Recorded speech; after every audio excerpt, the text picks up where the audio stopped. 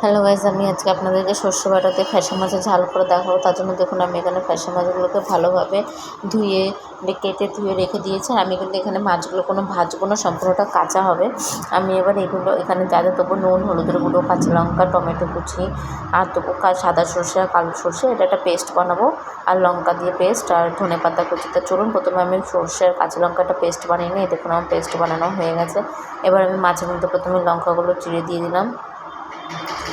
এবার আমি একে একে সব মশলাগুলো দিয়ে দেবো। প্রথমে আমি টমেটো কুচি দিয়ে দিচ্ছি, এরপর আমি আন্দাজ মতন নুন দিয়ে দিচ্ছি, তারপর আন্দাজ মতন হলুদের গুঁড়ো দিয়ে দিচ্ছি, দিয়ে এবার আমি সর্ষের যে পেস্টটা বানিয়ে রেখেছিলাম সেটা দিয়ে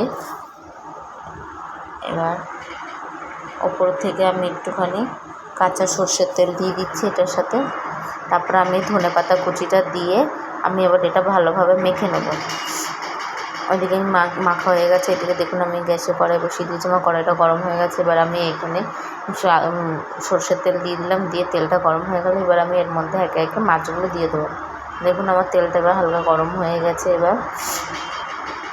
এবার আমি এর মধ্যে একে একে মাছগুলো সাজিয়ে দিয়ে দেবো। আমি কিন্তু এখানে এক একটা মাছগুলো ভাজবো না, মশলা মাখানো মাছগুলো এক এক করে সাজিয়ে দিয়ে দেবো। এবার আমি উপর থেকে মশলাগুলোও দিয়ে দিচ্ছি।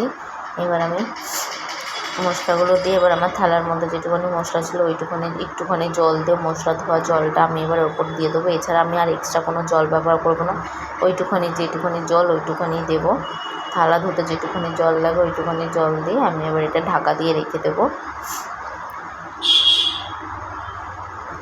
আমি এবার ঢাকা দিয়ে দিচ্ছি। এবার কিছুক্ষণ পর দেখুন আমি এটা খুলে দিলাম। এই দেখুন আমার মাছটা সিদ্ধ হয়ে এসেছে। আর আমি এর মধ্যে কোনো জল দিইনি, আমি সম্পূর্ণটাই তেলে পড়েছি। দেখুন আমার তেলটাও বেরিয়ে এসছে। এবার আমি এটা নামিয়ে নেবো। নামানোর আগে ওপর থেকে একটুখানি কাঁচা সর্ষের তেল দিয়ে দেবো, দিয়ে এবার আমি এটা নামিয়ে নেবো। চলুন আমি প্রথমে কাঁচা সর্ষের তেল দিয়ে দিলাম, দিয়ে এবার আমি এটা নামিয়ে দেখুন এবার আমি উপর থেকে আর একটুখানি ধনেপাতা কুচি দিয়ে দিচ্ছি। আপনারা চাইলে নাও দিতে পারেন, মাখার সময় দিয়েছিলাম, তারপর আমি আরেকটু দিলাম। দিয়ে এবার আমি এটা ভালোভাবে পরিবেশন করুন ভাতের সাথে, গরম গরম ভাতের সাথে। আশা করি আপনাদের ভালো লাগবে। যদি ভালো লেগে থাকে অবশ্যই আমার ভিডিওটা দেখে লাইক করে দেবেন, আর কমেন্টে শেয়ার করে দেবেন। আর রেসিপিটা কেমন হয়েছে অবশ্যই আমাকে কমেন্ট করে জানাবেন। আর আমার ভিডিওটা যদি ভালো লেগে থাকে অবশ্যই লাইক আর শেয়ার করে দেবেন।